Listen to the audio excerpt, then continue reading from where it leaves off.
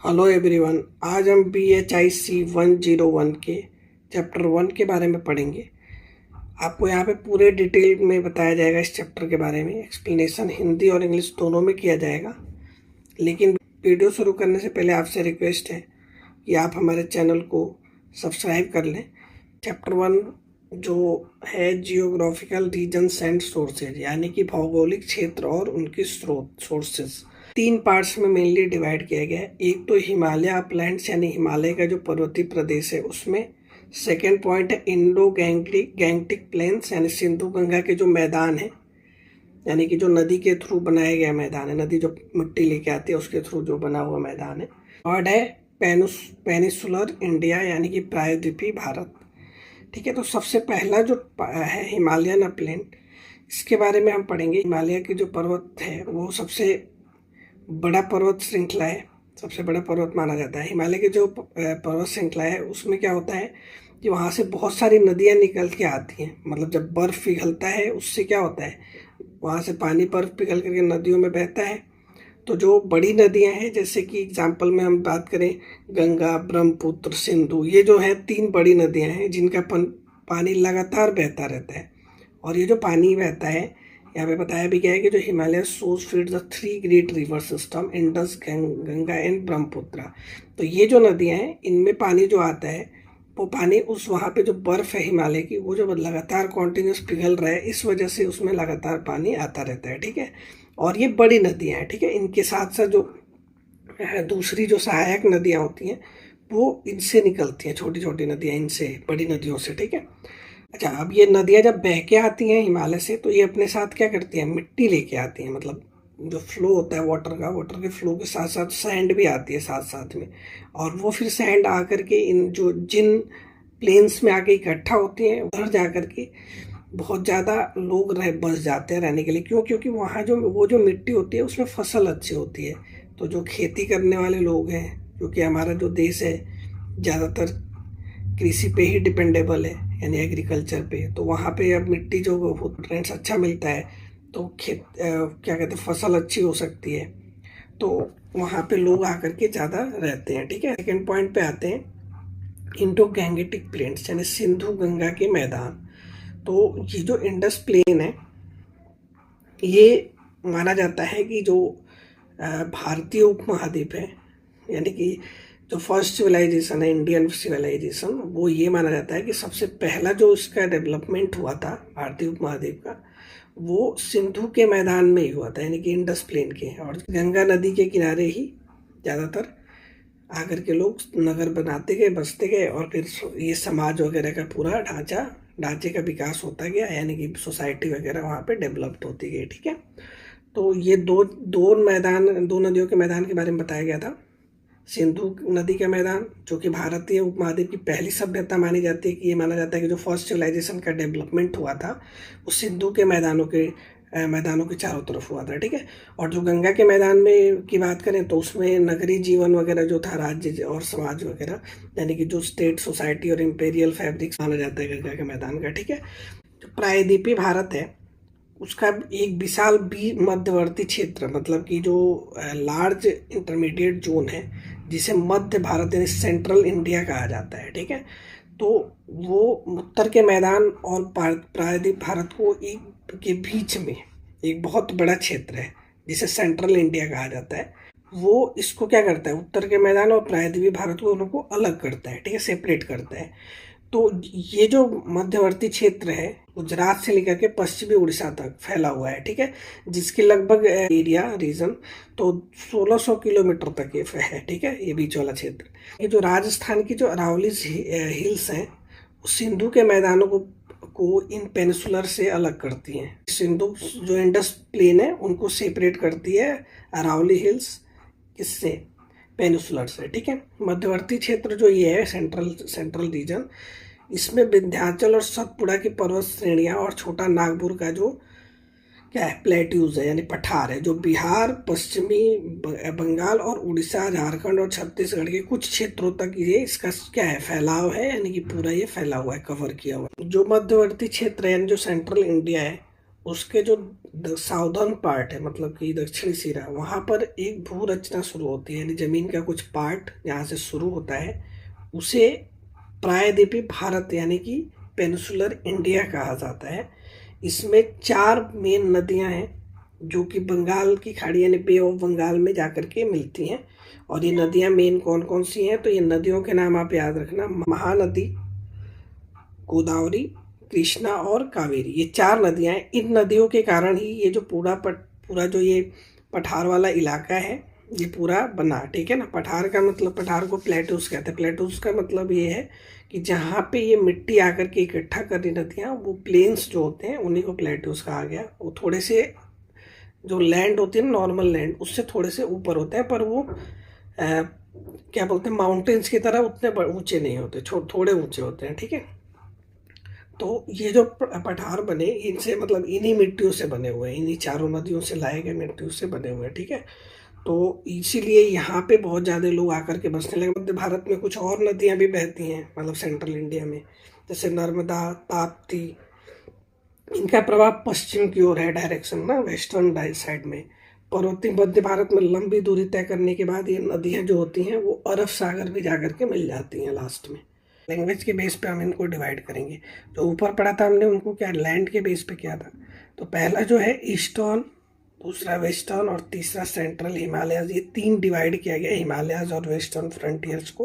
यानी हिमालय और पश्चिमी सीमा प्रदेश को 3 पार्ट्स में डिवाइड किया जाता है, पूर्वी, पश्चिमी, मध्यवर्ती, यानी ईस्टर्न, वेस्टर्न एंड सेंट्रल।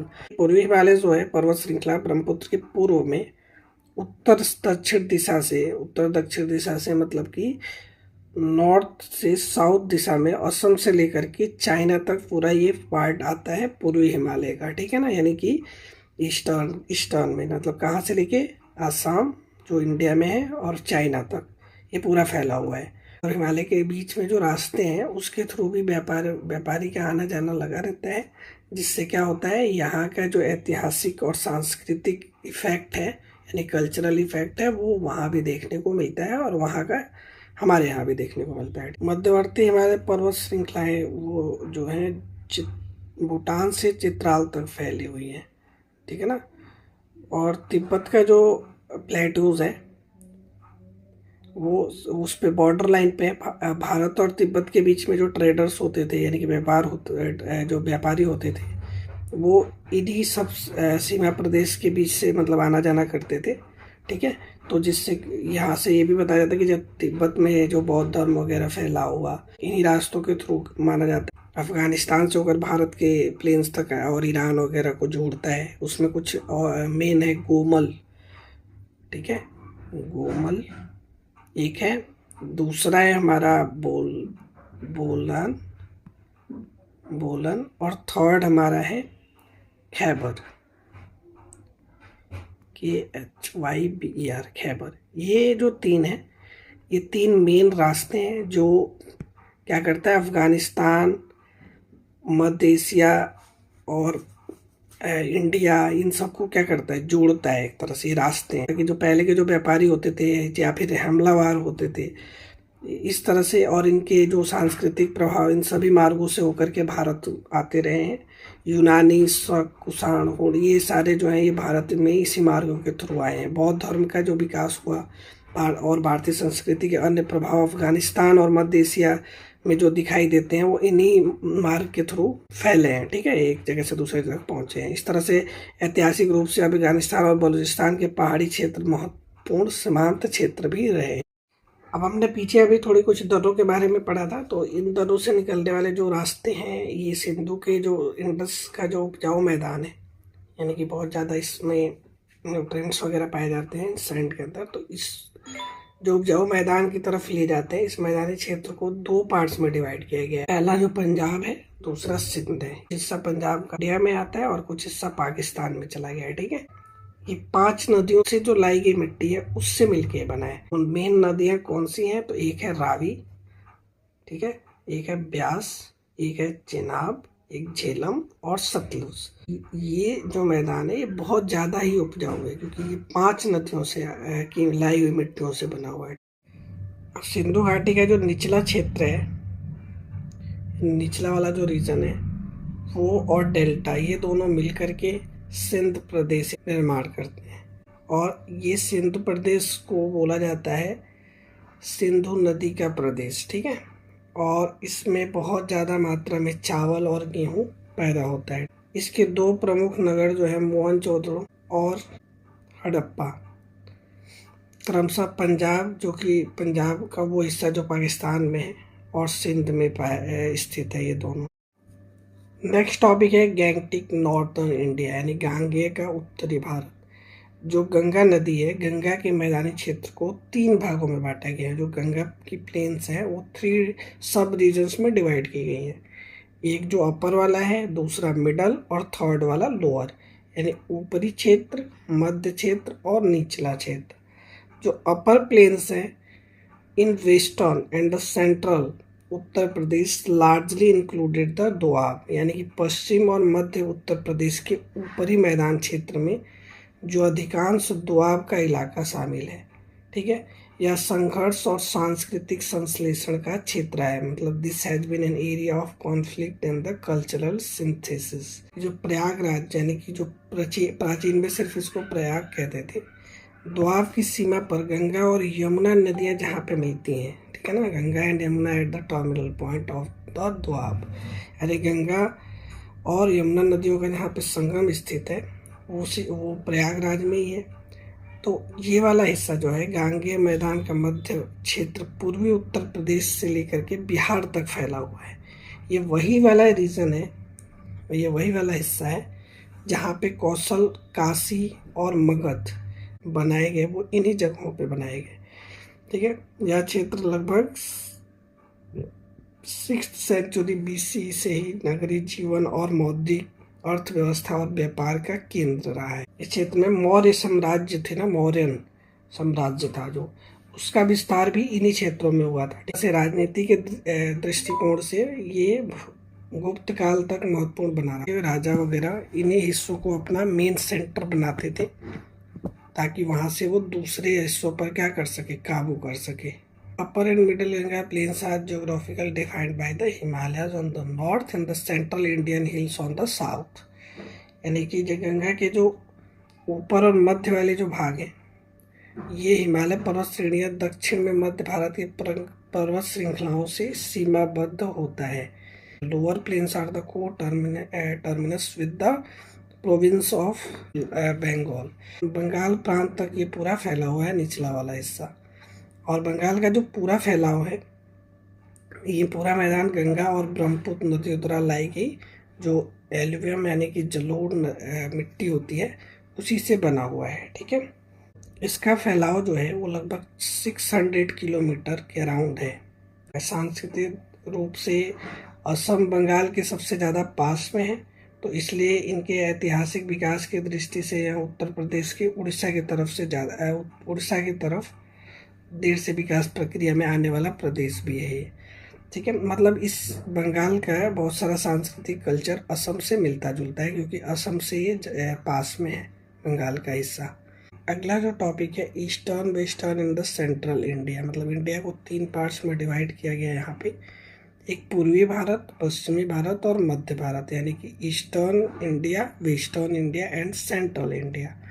जो south eastern part of the state to the east of the Aravallis is part of the sub region called Malwa, यानी कि जो अरावलीज की जो पहाड़ियाँ हैं उसके पूरब में राजस्थान राज्य का और दक्षिण पूर्वी भाग में मालवा का एक अंग है, पार्ट है ये, ठीक है।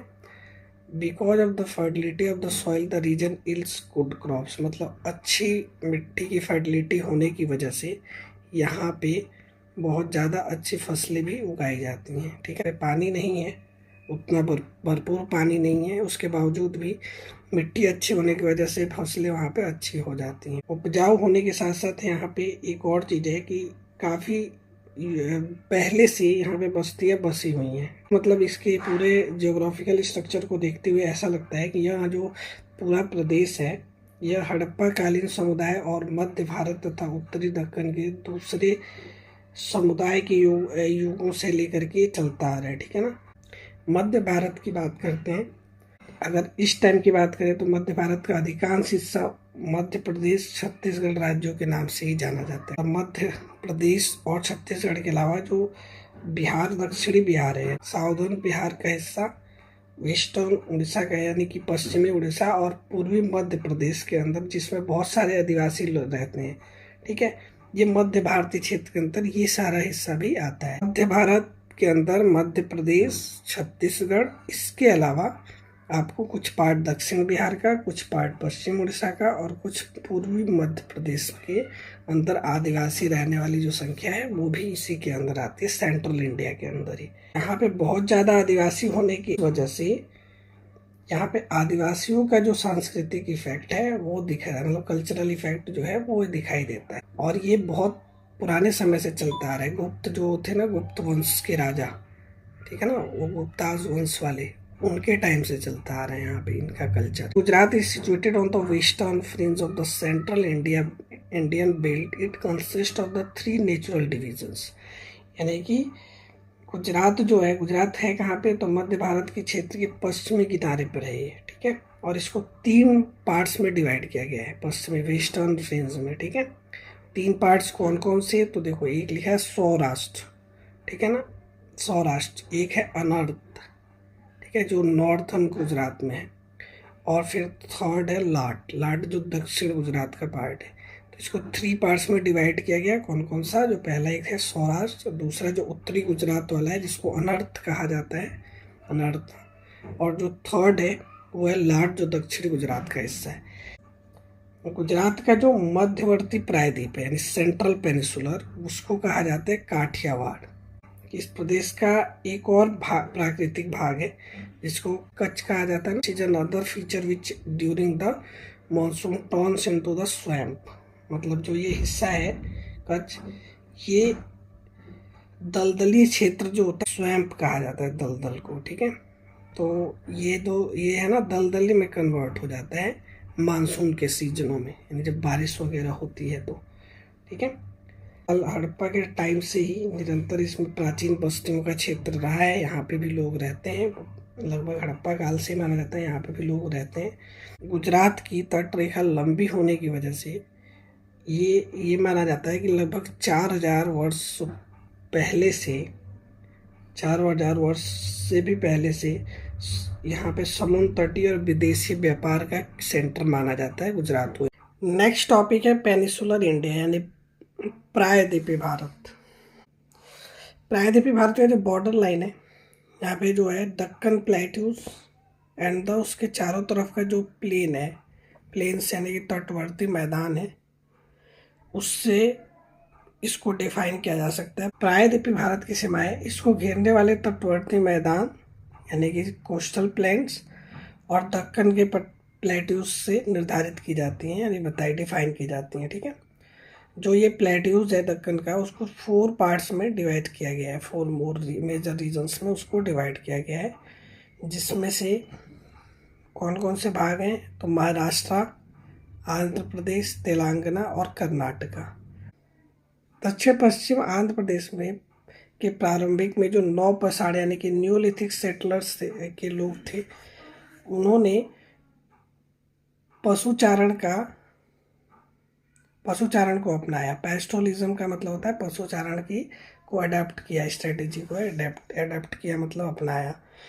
फिर बोला हुआ है कि चालकोलिथिक कम्युनिटीज कौन सी होती हैं, तो जो ताम्र पसाड़ योगिन वाले लोग होते हैं। दक्कन के ताम्र पसाड़ योगिन मानव समुदायों ने कृषि को अपनाया था, एग्रीकल्चर को। एक्सट्रीम साउथ यानी सुदूर दक्षिण, इसका मीनिंग क्या है, the wide eastern coastal planes in the south and it's adjoining hinterland constitute Tamil Nadu. इसका मतलब यह है कि दक्षिण में विस्तृत पूर्व तटवर्ती मैदान और इससे जुड़ी भीतरी प्रदेश तमिलनाडु के अंदर आते हैं। मतलब दक्षिण में जो पूरा फैलाव है पूर्व तटवर्ती मैदान का और उसके अंदर आने वाला, मतलब जहाँ तक फैला है और उसके अंदर का हिस्सा, वो सारा तमिलनाडु के अंदर आता है, ठीक है। अब बात करते हैं कावेरी मैदान के बारे में। कावेरी मैदान और उसकी जो डेल्टा है, इस क्षेत्र का अधिकेंद्र है, एपिसेंटर है। The rivers in the regions being seasonal, मतलब कि इन रीजन के अंदर जो नदियाँ बह रही हैं वो सीजनल होती हैं। सीजनल का मतलब मौसमी होती है, मतलब जब पानी यानी कि बारिश का सीजन होता है उस टाइम यहाँ पे पानी ज़्यादा होता है। जब बारिश का सीजन चला जाता है तो उसका धीरे धीरे पानी ख़त्म हो जाता है। The peasants of the region relied on the tank irrigation since the Pallava Chola times. इसलिए यहाँ के जो किसान होते थे पल्लव चोल कालों से ही सिंचाई के लिए तालाबों का यूज़ करते थे, तालाबों पर ही निर्भर रहते थे।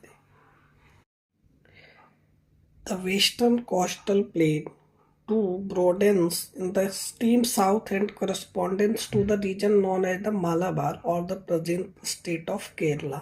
इसका मतलब यह है कि पश्चिमी तटवर्ती मैदान में शुरू दक्षिण में मालाबार यानी आज के केरल राज्य तक पूरा फैला हुआ है। केरल में मेनली जो राइस उगाया जाता है और उसके अलावा इसमें काली मिर्च और मसालों का ज़्यादा उत्पादन किया जाता है, ज़्यादा पैदावार होती है। पश्चिम के साथ केरल इन मसालों का व्यापार पोस्ट मौर्यन टाइम्स यानी कि उत्तर मौर्य काल से ही करता आया है। केरल के चारों तरफ समुद्र है, तो इस वजह से समुद्र की ओर से वो पूरी तरह से खुला हुआ है उसका पूरा मार्ग। तो ये भी एक तरह से रोचक सत्य है कि भारत में ईसाई प्रभाव और बाद में मुस्लिम प्रभाव समुद्र के माध्यम से ही यहाँ पे आया हुआ है। नेक्स्ट टॉपिक है प्राचीन भारतीय इतिहास के अध्ययन स्रोत यानी source for the study of ancient Indian history. तो इसके मेन जो सोर्सेज हैं वो 3 लिखे गए हैं यहाँ पे, लिटरेरी यानी साहित्यिक, आर्कियोलॉजिकल पुरातात्विक, फॉरेन अकाउंट्स विदेशी वृत्तांत। तो सबसे पहले जो साहित्यिक सोर्सेज हैं यानी साहित्यिक स्रोत जो हैं उनके बारे में हम स्टडी करेंगे। सोर्सेज होते हैं वो प्राइमरी और सेकेंडरी 2 तरह के सोर्सेज होते हैं, यानी प्राथमिक स्रोत और द्वितीयक स्रोत। यानी जो प्राइमरी स्रोत होते हैं जैसे कि खंभे, चट्टाने, ये तांबों की तस्तरियाँ, मापदंडों पे जो लिखा हुआ मिलता था ना या फिर कोई साइन वगैरह, तो उसका जो स्टडी करना है यही प्राइमरी रिसोर्स होता है। सेकेंडरी की तो जो किताबें लिखी गई हैं, मान लो कोई किताब अगर मिली तो किताबों पे जो लेख लिखा जाता है हिस्ट्री के बारे में और उसको जो शोधकर्ता अपने रिसर्च में उपयोग करते हैं, यूज़ करते हैं, तो वो सेकेंडरी रिसोर्सेज कहलाते हैं। और जो लिखित मतलब प्राथमिक स्रोत होता है यानी कि जो रिटर्न वाला होता है वो 2 तरह का होता है। एक तो पांडुलिपि जिसको शिलालेख कहा जाता है और दूसरा जो प्रकाशित की जाती है, मतलब कि किसी राइटर ने उसको स्टडी करके लिखा और उसको प्रकाशित किया गया, तो वो प्रकाशित वाले में पांडुलिपियों में कहता है जैसा लिख दिया गया वैसा ही। लिटरेरी सोर्सेज में हम पहले वेद के बारे में पढ़ेंगे। जो हमारे जो वेदास थे वो 4 थे, ऋग्वेदास, अथर्ववेदास, सामवेदास, यजुर्वेदा। जो ऋग्वेद होता है सबसे पुराना वेदों में सबसे पुराना है ये ऋग्वेद। यह प्रशंसा यानी ऋग के गीतों का ज्ञान है। अथर्ववेद का संग्रह तथा जादुई सूत्रों का ज्ञान बोला जाता है इसको। सामवेद का संग्रह अर्थात गीतों या धुनों का ज्ञान बोला जाता है। यजुर्वेद का संग्रह पूजा वगैरह के लिए का संकलन बोला जाता है। नेक्स्ट है ब्राह्मण। ब्राह्मण वे विस्तृत गद्य ग्रंथ होते थे जिनमें धार्मिक जो भी चीज़ें होती थी वो बताई गई होती थी। ये जो ब्राह्मण होते थे ये सैक्रिफाइसल राइट्स यानी बलिदान वगैरह के बारे में बात करते थे, अनुष्ठान वगैरह के बारे में बातें करते थे। वही जो भी पूजा समारोह होना है, बलिदान संस्कार होना है या फिर कोई भी रहस्यमयी महत्व है उसके बारे में ये लोग बताते थे। नेक्स्ट है अरण्यक्स यानी फॉरेस्ट टेक्स्ट के अंदर उन लोगों के बारे में स्टडी करना होता है जैसे वन तपस्वी, ये सब एक्सप्लेन करते थे संसार के बारे में, वहाँ पे रहने वाले संसार के अंदर रहने वाले लोगों के बारे में एक्सप्लेनेशन देते थे, अपने अपने अलग अलग मत देते थे। तो इनको कहा जाता था फॉरेस्ट हर्मी यानी कि वन तपस्वी जो होते हैं, ठीक है, संतों जो वनों में जा कर के रहने लगते हैं। उसके बाद दिया गया है कौटिल्य का अर्थशास्त्र। तो कौटिल्य का अर्थशास्त्र जो है वो राज्य व्यवस्था का एक तरह से एक कानूनी ग्रंथ है, ठीक है ना। 15 बुक्स को डिवाइड किया गया है जिनमें से सेकंड और थर्ड को सबसे स्टार्टिंग की बुक माना जाता है। लगता है कि यह अलग अलग लोगों द्वारा लिखी गई है। अब हम बात करते हैं महाकाव्य के बारे में। तो दो एपिक यानी दो महाकाव्य मेन है, महाभारत और रामायण। महाभारत के बारे में आपको थोड़ा बहुत पता होगा और रामायण के बारे में भी। महाभारत को किसने लिखा था? तो वेद व्यास ने लिखा था इसको, और रामायण को महर्षि वाल्मीकि ने लिखा था। वाल्मीकि की जो रामायण है महाभारत की तुलना में ज़्यादा एकीकृत प्रतीत होती है। दोनों महाकाव्यों में वर्णन से कुछ स्थल खुदाई करने पे मिला है। दोनों में जो भी स्थलों के वर्णन किए गए हैं खुदाई के दौरान, उन स्थलों के बारे में पुष्टि भी की गई है। आता है पुराण। तो पुराणस क्या होते हैं? These are the category of text attributed of the Vyas. There are 18 Mahapuranas and numerous Up-Puranas, secondary Puranas. The major Puranas were compiled by 400 CE. इसका मीनिंग ये है कि पुराण जो है वो व्यास द्वारा लिखित हिंदू ग्रंथों की एक श्रेणी है, जिसमें से 18th जो है वो महापुराण है और कई सारे उपपुराण हैं। प्रमुख पुराणों का संकलन 400 सी तक पूरा हो गया था। ये 5 सेक्शन में इनको डिवाइड किया गया है। पहला जो पॉइंट है जिसको हम बोलते हैं सर्ग। सर्ग यानी जिसके अंदर विश्व के निर्माण कैसे हुआ, विश्व का पूरा बनावट, संरचना, ये सब इसमें व्याख्या की गई है। सेकंड है प्रतिसर्ग यानी कि रिक्रिएशन, यानी पूरे ब्रह्मांड का पुनः निर्माण कैसे हुआ, इसके बारे में इसके अंदर व्याख्या की गई है, एक्सप्लेनेशन किया गया है। थर्ड है मनवंतर्स, पीरियड्स ऑफ द वेरियस मनूस। मनवंतर का मतलब विभिन्न मानवों का जो काल है, समय आया है, उसके बारे में एक्सप्लेनेशन किया गया है। फिर नेक्स्ट है वंश।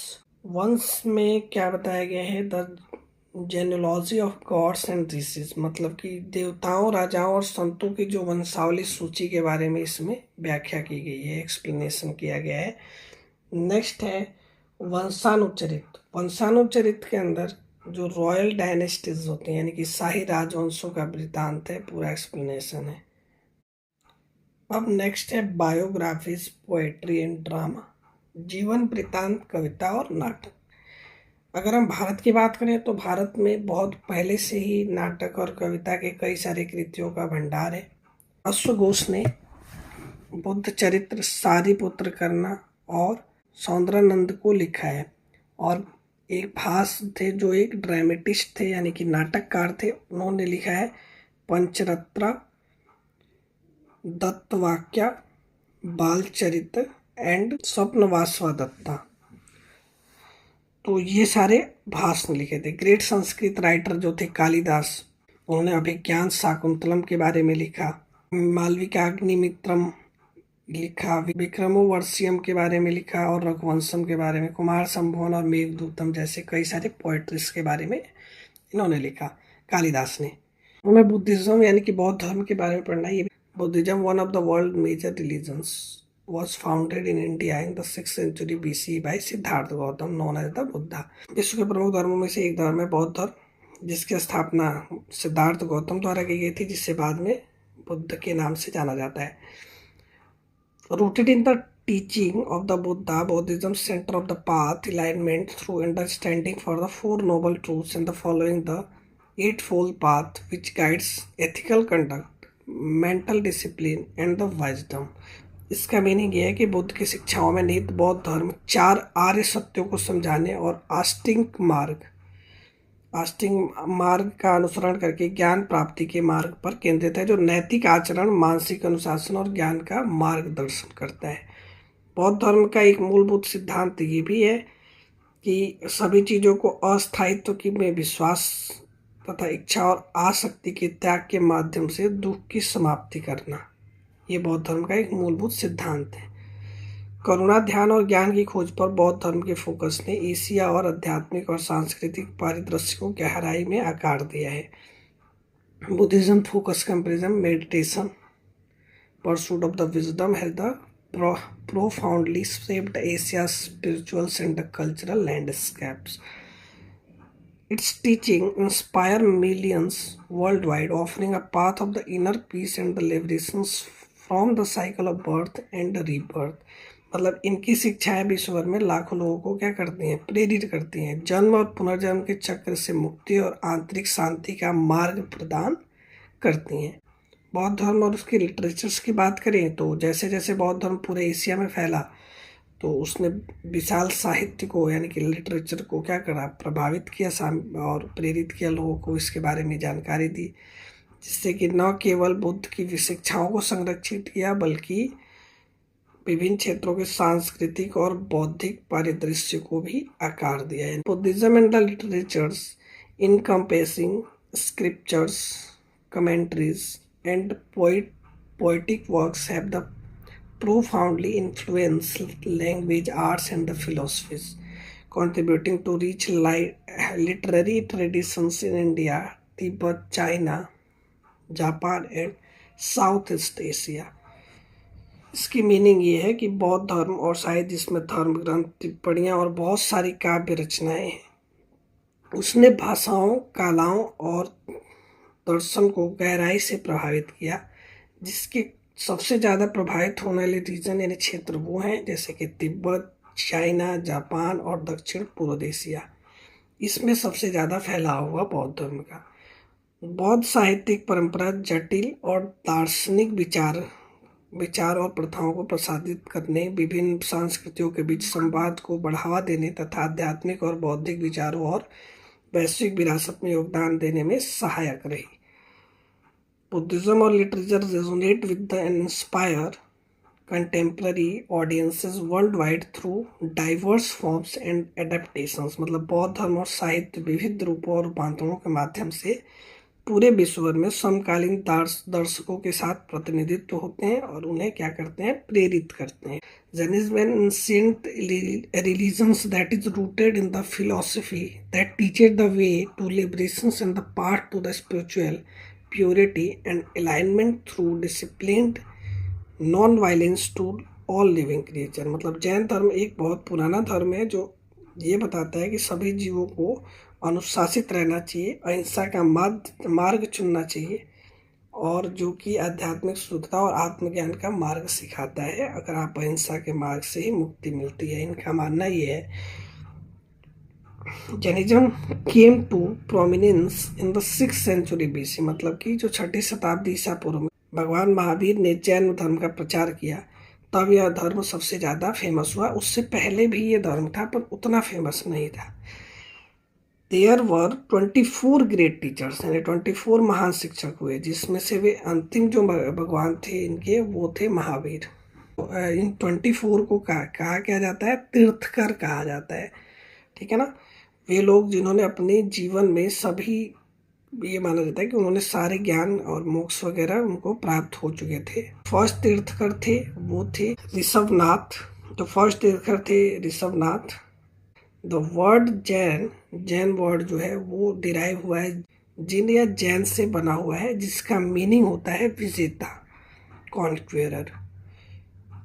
अगर हम 5 इनके मेन रूल्स के बारे में पता करें जैन के बारे में, तो पहला इनका ये है कि अहिंसावादी होना, यानी किसी भी लिविंग बींग्स को चोट ना पहुंचाना। दूसरा सत्य बोलना, यानी कि झूठ कभी नहीं बोलना। अस्तेय यानी कि डू नॉट स्टील, यानी कि चोरी ना करना।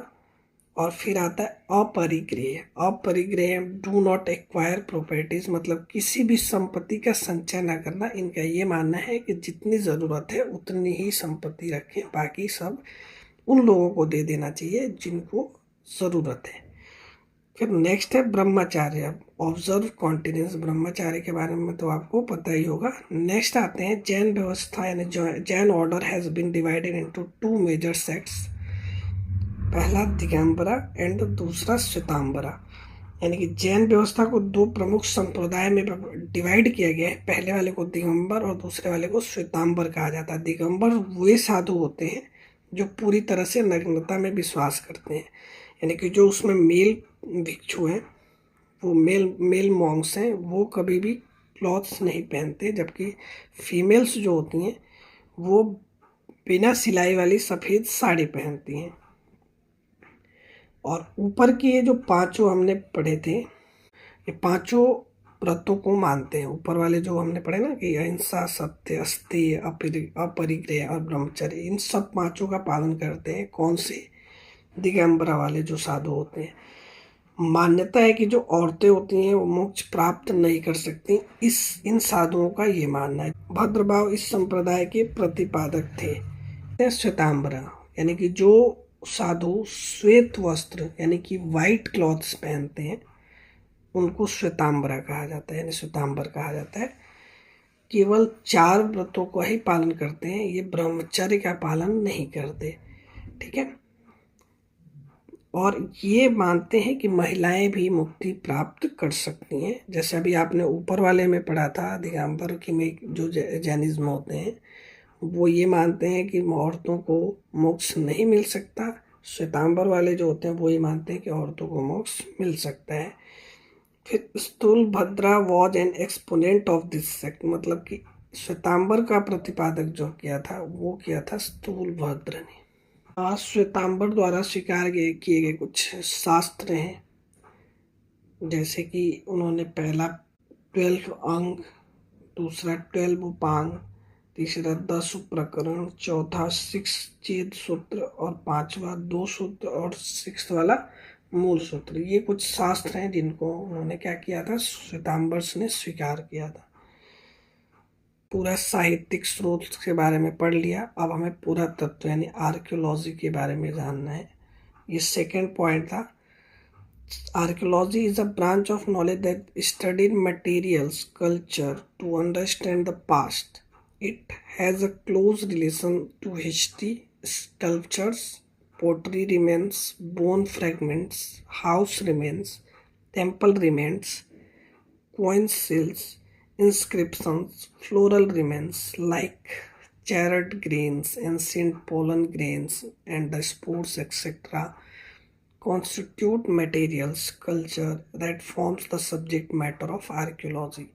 That means कि पुरातत्व के द्वारा अतीत को समझाने के लिए जो भी हमें भौतिक सामग्री का अध्ययन किया जाता है जिसका इतिहास से बहुत ज़्यादा घनिष्ठ संबंध हो, जैसे कि मूर्तियाँ हो गई, हड्डियाँ हो गई, घर के अवशेष, मंदिर के अवशेष, अनाज, सिक्के, मोहरें, शिलालेख आदि के अवशेष जो पुरातत्व विज्ञान की विषय वस्तु के रूप में हमारे जो सामने होते हैं उसी के बारे में स्टडी करना, यही क्या कहलाता है, पुरातत्व कहलाता है। मतलब एक तरीके से पुरातत्व अतीत को समझने के लिए जो भी हमारे पास सामग्री मिलती है उसके थ्रू हम अतीत को समझने का प्रयास करते हैं, उसके बारे में अध्ययन किया जाता है, ये पुरातत्व कहलाता है। कॉइन्स के बारे में स्टडी करना न्यूमिस्मेटिक्स कहा जाता है, मुद्रा शास्त्र कहा जाता है। हमेशा कॉइन्स एक किसी धातु से बनाया जाता है जिसका कोई एक निश्चित आकार, वजन और मानक होता है, मतलब उसका एक निश्चित शेप, साइज और वेट होना चाहिए। ठीक है। जो सेकेंड अर्बनाइजेशन यानी कि जो दूसरा शहरीकरण जिस टाइम हुआ था उस टाइम हमें सिक्के के साहित्यिक और पुरातात्विक दोनों प्रमाण मिलते हैं। This was the time of the emergence of state growth of the towns and cities and spread of the agriculture and trade. मतलब ये जो समय था सेकेंड अर्बनाइजेशन यानी कि दूसरा शहरीकरण का, उस टाइम राज्यों का उदय, कस्बों और शहरों का विकास होना, कृषि और व्यापार वगैरह का फैलना, ये सारा काम उसी टाइम हुआ था। प्रारंभिक भारत में सिक्के तांबे के बनाए जा सकते थे, चांदी के बनाए जाते थे, सोने के और लेड यानी कि शीशे से बनते थे। पक्की मिट्टी के बने सिक्कों के सांचे जो कुषाण काल यानी कि पहली 3 शताब्दियों से संबंधित थे, इस समय के समृद्ध वाणिज्य को दर्शाते हैं। इसके बाद जो सबसे पुराने जो सिक्के होते थे उन पे केवल चिन्ह थे जो बाद में राजाओं, देवताओं और उनकी तिथियों और नामों का भी उल्लेख करते थे। उस पे जो साइन बने होते थे उससे उस टाइम के समय के बारे में पता लगाया जा सकता था कि वो किस टाइम का सिक्का है। उदाहरण के लिए जो पश्चिम क्षत्रप के सिक्कों पर शक काल की तिथियां मिलती हैं। The area of the circulation of coins has enabled us to reconstruct the history of several ruling dynasties. सिक्कों के प्रचलन से हमें कई सत्तारूढ़ राजवंशों के इतिहास के बारे में भी पता चलता है। सिक्के राजनीतिक संगठनों पर बहुमूल्य जानकारी भी देते हैं। मिसाल के तौर पे अगर बात करें तो योधे और मालों के सिक्के गढ़ की विरासत को आगे ले जाते हैं, जो हमें गैर राजतंत्री स्वरूप के बारे में बताता है। दक्कन के सातवाहन के सिक्कों पर एक जहाज एक जहाज बनाया गया है और उसकी छवि समुद्री व्यापार की बताया जाता है कि ट्रेडर चाहते थे समुद्र के थ्रू जहाज देख करके हमें इससे पता लगाया जा सकता है। अगर हम मौर्य काल की बात करें, मौर्योत्तर काल में सिक्के सीसा यानी लेड, प्लैटिन, तांबा यानी copper, bronze, silver and gold यानी कि चांदी और सोने से भी बने होते थे। इन्हें बड़ी तादाद में जारी किया गया था, जिससे हमें उस काल के दौरान व्यापार की बढ़ती मात्रा के बारे में जानकारी मिलता है। Gupta also issued the number of gold coins known as dinar, यानी कि जो गुप्त राजाओं के भी कई सोने के सिक्के मिलते हैं जिन्हें दिनार के रूप में जाना जाता है। ये बहुत कुशलता से बनाए गए थे और ठप्पे द्वारा निर्मित थे, उन पर ठप्पे लगाए गए थे। राजगद्दी पर बैठे राजाओं के विभिन्न मुद्राओं को दर्शाया गया है। राजाओं को शेर या गैंडे का शिकार करते हुए भी उन पर दिखाया गया है। धनुष या युद्ध या कुल्हाड़ी पकड़ते, संगठित वाद्य बजाते, अश्वमेध यज्ञ करते जैसी गतिविधियों को भी सिक्कों पर कई बार दिखाया गया है। समुद्रगुप्त और कुमारगुप्त के सिक्के पर उन्हें बीड़ा बजाते हुए दिखाया गया है। गुप्तोत्तर काल में सोने के सिक्कों की संख्याओं और शुद्धता में गिरावट आ गई थी। यह तथ्य आर.एस. शर्मा की सामंतवाद पर आधारित अत्यधिक विवादास्पद धारणा पर आधार पर बनी है। उनके अनुसार सिक्कों में खोट और कौड़ियों का बढ़ता उपयोग इस काल के व्यापार और वाणिज्य की गिरावट की ओर संकेत करता है। फॉरेन अकाउंट्स के बारे में पढ़ना है, विदेशी वृत्तांत के बारे में। कई सारे तीर्थयात्री, व्यापारी, औपनिवेशिक, सैनिक, राजदूत भारत में आए। उन्होंने जिन जगहों पर और वस्तुओं को देखा उन पर अपना विचार भी दिया है। उनका जो ध्यानपूर्वक अध्ययन किया जाए तो ये लेख बहुत सारी ऐतिहासिक जानकारी भी बताते हैं। उनके बारे में उन्होंने जो भारत के बारे में लिखा है, उनके लेखों से हमें यहाँ के बारे में बहुत सारी जानकारियाँ मिल सकती हैं। एक यहाँ पे लेखक का नाम लिखा हुआ है, सैंड्रो कोर्टस। वो बताते हैं, जिनके बारे में कहा जाता है कि वे एक युवा के रूप में सिकंदर से मिले थे जब वो बहुत ज़्यादा यंग थे।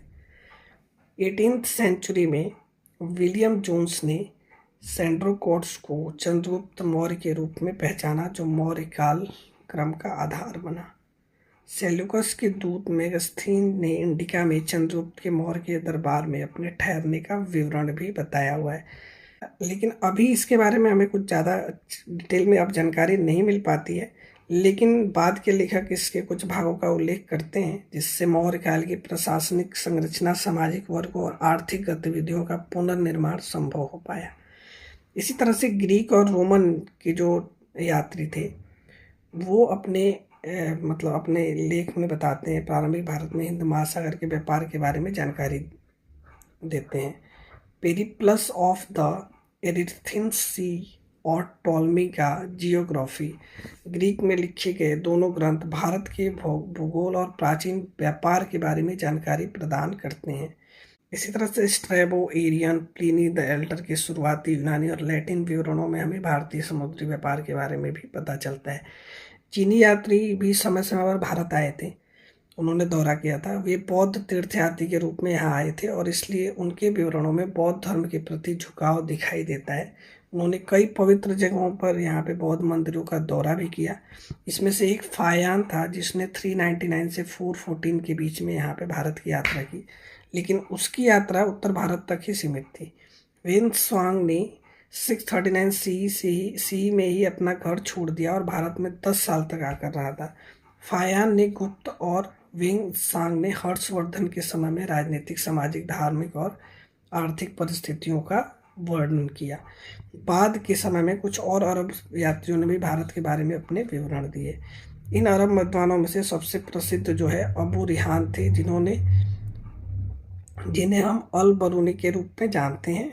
वे खीव यानी कि आधुनिक तुर्कमेनिस्तान के क्षेत्र के थे। भारत के लोगों के बारे में जानने के लिए उन्होंने भारतीय ग्रंथ को उनकी मूल भाषा में अध्ययन किया। उनकी रचना तहकीके हिंद वास्तव में एक विश्वकोश है, जिसमें से भारतीय लिपि, विज्ञान, भूगोल, ज्योतिष, खगोल वैज्ञानिक, दर्शन, साहित्य, विश्वास, रीति रिवाज, धर्मों, त्योहारों, अनुष्ठानों, सामाजिक मानदंडों और कानून जैसे विषयों को शामिल किया गया है। पल बरूनी की रचना 11वीं शताब्दी के भारत के लिए एक मूल्यवान ऐतिहासिक स्रोत है। उन्होंने पहली बार गुप्त संवत के शुरुआती वर्ष की पहचान कराई। अरब और भारत के लोग समुद्री व्यापार करते थे। अरब यात्रियों जैसे सुलेमान के विवरण में भारत का उल्लेख भी उन्होंने किया है। तो ये थे पूरे विदेशी वृत्तांत जो अलग अलग समय पर भारत आए और उन्होंने यहाँ का अध्ययन किया और इसके बारे में कुछ विवरण भी दिए, अपने मत भी रखे, तो जिससे हमें भारत की हिस्ट्री के बारे में पता चलता है, भारत के इतिहास के बारे में पता चलता है। ठीक, तो ये था पूरा चैप्टर नंबर 1 जिसको मैंने पूरे अच्छे तरह से एक्सप्लेन कर दिया है। आपका कोई भी टॉपिक इसके अंदर छोटा नहीं है। अगर ये आप वीडियो पूरा अच्छी तरह से देख लो तो आपको बुक्स पढ़ने की ज़रूरत नहीं पड़ेगी और आप अपनी तरफ से आंसर बना करके लिख सकते हो। ये वीडियो हिंदी और इंग्लिश मीडियम दोनों के लिए है। और अगर वीडियो अच्छी लगी हो तो लाइक और सब्सक्राइब करें। धन्यवाद।